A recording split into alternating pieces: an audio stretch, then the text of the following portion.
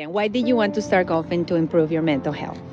So I know that there's a quiet, there's a lot of challenge and things like that. So in the military, I've gone through all that stuff, and I'm just trying to find a way to bring it all together and be able to get exercise at the same time. Excellent. And what do you think about our mission and our organization? I think this is awesome because a lot of people don't know what you guys do, and this shows your support and love for the military community as a whole.